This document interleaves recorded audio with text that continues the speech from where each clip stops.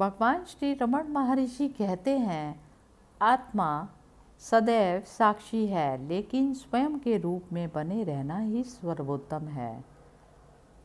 किसी की साधना आध्यात्मिक अनुशासन में बाधा के रूप में जो भी विचार उत्पन्न होते हैं, मन को उनकी दिशा में जाने की अनुमति नहीं दी जानी चाहिए, बल्कि अपने आप में आराम करने के लिए बनाया जाना चाहिए, जो कि आत्मा है। व्यक्ति को जो कुछ भी घटित होता है उसका साक्षी बने रहना चाहिए और यह दृष्टिकोण अपनाना चाहिए कि जो भी अजीब चीज़ें होती हैं उन्हें होने दो, आओ देखते हैं। यह हर किसी का अभ्यास होना चाहिए। दूसरे शब्दों में, किसी को दिखावे से अपनी पहचान नहीं बनानी चाहिए। व्यक्ति को कभी भी अपने आप का त्याग नहीं करना चाहिए। यह मनोनशा के विनाश का उचित साधन है, जो शरीर को स्वयं के रूप में देखने की प्रकृति का है और जो सभी बाधाओं का कारण है। अहंकार को नष्ट करना चाहिए। परमात्मा के साथ तादात्म्य ही अहंकार के नाश का दूसरा नाम है। श्री रमण महर्षि कहते हैं, क्या अहंकार कभी स्वयं को मारने के लिए सहमत हो सकता है? यह प्रश्न अहंकार को पोषित करने का एक निश्चित तरीका है, ना कि उसे मारने का। यदि आप अहंकार की तलाश करेंगे तो आप पाएंगे कि इसका अस्तित्व है ही नहीं। इसे नष्ट करने का यही तरीका है। अपने आप में जांच करें और स्पष्ट अहंकार और अज्ञानता गायब हो जाएगी। यह मैं कहाँ से उत्पन्न होता है, इसे अपने भीतर खोजें, फिर यह गायब हो जाता है। यह बुद्धि की खोज है। यदि पहला व्यक्ति मैं अस्तित्व में है, तो दूसरे और तीसरे व्यक्ति आप और वह भी अस्तित्व में रहेंगे। मैं की प्रकृति के बारे में पूछताछ करने से मैं नष्ट हो जाता है। इसके साथ ही आप और वह भी नष्ट हो जाते हैं।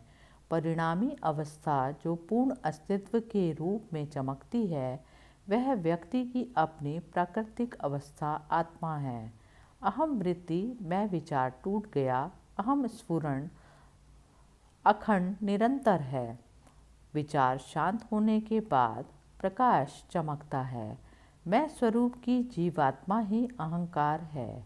आत्मा जो कि बुद्धि चिता स्वरूप है, उसमें मैं का कोई भाव नहीं, ना ही असंवेदनशील शरीर में मैं की भावना होती है। बुद्धिमान और असंवेदनशील के बीच एक भ्रामक अहंकार की रहस्यमय उपस्थिति, जो इन सभी परेशानियों का मूल कारण है। किसी भी माध्यम से इसके नष्ट होने पर जो वास्तव में मौजूद है, वह वैसा ही दिखाई देगा। इसी को मुक्ति कहते हैं। जिस प्रकार जो व्यक्ति कचरा फेंकना चाहता है, उसे उसका विश्लेषण करने और यह देखने की आवश्यकता नहीं है कि यह क्या है, उसी प्रकार जो व्यक्ति स्वयं को जानना चाहता है, उसे श्रेणियों की संख्या गिनने या उनकी विशेषताओं के बारे में पूछताछ करने की कोई आवश्यकता नहीं है। उसे जो करना है वह उन श्रेणियों को पूरी तरह से अस्वीकार करना है, जो स्वयं को छिपाती है। संसार को स्वप्न के समान समझना चाहिए। नाम मात्र का मामला, जो कि पहला मामला है, प्रकट होता है या नहीं। जिन वाक्यों में अन्य मामले आते हैं, उनका आधार पहला मामला होता है। इसी तरह हृदय में प्रकट होने वाले सभी विचारों का आधार अहंकार होता है, जो कि पहली मानसिक स्थिति मैं है। मैं शरीर हूँ के रूप की अनुभूति। इस प्रकार यह अहंकार का उदय है, जो अन्य सभी विचारों के उदय का कारण और स्रोत है। इसलिए यदि अहंकार रूपी आत्मदंभ, जो संसार के मायावी वृक्ष स्थानांतरण से युक्त बंधन की जड़ है, नष्ट हो जाता है, तो अन्य सभी विचार एक उखड़े हुए पेड़ की तरह पूरी तरह से नष्ट हो जाएंगे। हम सदैव सुषुप्ति में हैं। जागृत में इसके प्रति जागरूक होना ही समाधि है। अज्ञानी सुषुप्ति में अधिक समय तक नहीं रह सकता, क्योंकि उसका अहंकार उसे इससे बाहर धकेल देता है। यद्यपि ज्ञानी ने अहंकार को नष्ट कर दिया, फिर भी वह प्रारब्ध के कारण बार बार ऊपर उठता रहता है।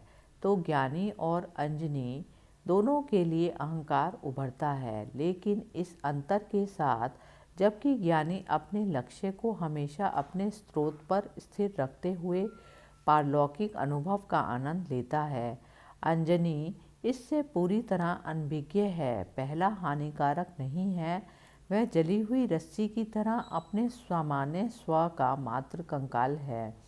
लगातार अपना ध्यान स्रोत हृदय पर केंद्रित करने से अहंकार समुद्र में गिरी हुई नमक की गुड़िया की तरह उसमें विलीन हो जाता है। यदि मैं हमेशा यहीं और अभी हूँ, तो मुझे इसका एहसास क्यों नहीं होता? प्रश्नकर्ता श्री रमण महर्षि से पूछते हैं। यही बात है, कौन कहता है कि महसूस नहीं होता? क्या असली मैं इसे कहता है या झूठ मैं? इसकी जांच करें, आप पाएंगे कि यह गलत मैं है। गलत मैं ही बाधा है, इसे हटाना होगा ताकि सच्चा मैं छुप ना जाए। यह भावना मुझे एहसास नहीं हुआ, एहसास में बाधा है। वास्तव में तुम्हें पहले ही एहसास हो चुका है। एहसास करने लायक कुछ भी नहीं है।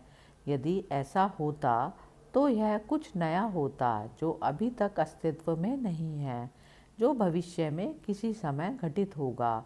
जिसका जन्म हुआ है उसकी मृत्यु भी होगी। यदि अनुभूति शाश्वत नहीं होती तो इसका कोई महत्व नहीं होता।